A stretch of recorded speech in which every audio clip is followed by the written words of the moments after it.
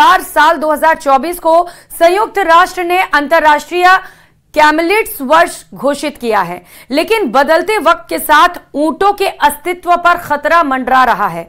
आलम यह है कि पिछले 30 साल में ऊंटों की तादाद 80% के गिरावट के साथ दर्ज की गई।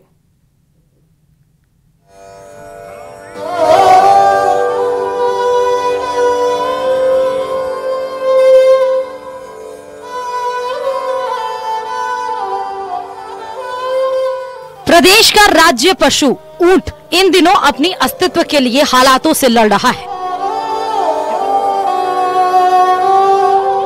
मुश्किल हालात में जिंदा रहने की काबिलियत रखने वाला रेगिस्तान का जहाज यानी ऊंट अब कम होते जा रहे हैं।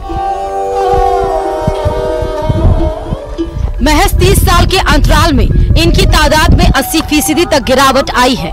90 दशक में राजस्थान में इनकी तादाद 10 लाख से ज्यादा हुआ करती थी, जो अब 2 लाख से भी नीचे आ चुकी है।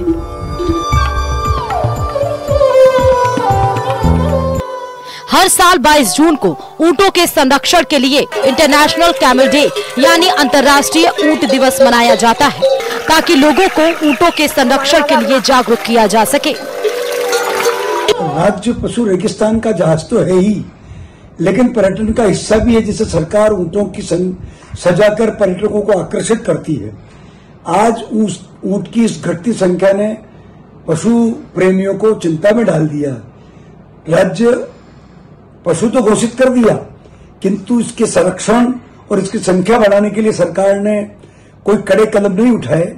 उससे ऊंटों की संख्या जो कुछ वर्ष पूर्व 10 लाख हुआ करती थी, वो घट करके लगभग 1.5 लाख हो चुकी है।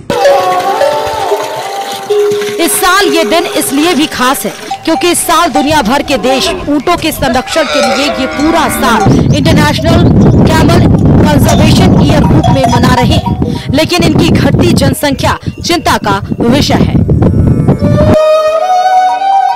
राजस्थान में साल 2012 में ऊंटों की गणना हुई तो इनकी संख्या 3,26,000 थी। वहीं 2019 में फिर से गणना होने पर यह घटकर महज 2,13,000 रह गई थी। पिछले 2 सालों में यानी 2020 से 2023 के बीच 35,000 ऊंट और कम हो गए। साल 2012 में भी भारत की 19वीं पशु गणना की गई थी, जिसमें 2007 की तुलना में ऊंटों की आबादी में 22.48% की गिरावट आई थी। 100 ऊंट में सब 10 ऊंट रह गए। 10 ऊंट रह गए। तो इतना काम नहीं करते, इतने काम नहीं आते पहले पहले इतना काम भी नहीं आता है। तो खाली दिखावे के दे गए, मतलब ये मजदूरी वगैरह में इसमें तो काम नहीं आते। नहीं, अब ये खाली वगैरह के काम आए, का काम आता है। ऊंटों की संख्या कमी की वजह परिवहन और खेती में इनका उपयोग कम होना माना जा रहा है। वहीं पर्यटन के क्षेत्र में भी इसका उपयोग इतना नहीं है।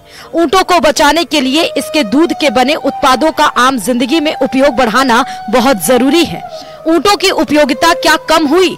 पशुपालकों ने भी इससे मुंह मोड़ना शुरू कर दिया। भारत में ऊंटों की घटती आबादी को बचाने के लिए राजस्थान सरकार ने 2014 में ऊंट को आधिकारिक राज्य पशु घोषित किया और 2015 में इसे संरक्षित करने के लिए राजस्थान ऊंट विधेयक पारित किया, लेकिन समस्या का समाधान नहीं हुआ। उल्टा ऊंट पालकों की मुश्किलें बढ़ गयी।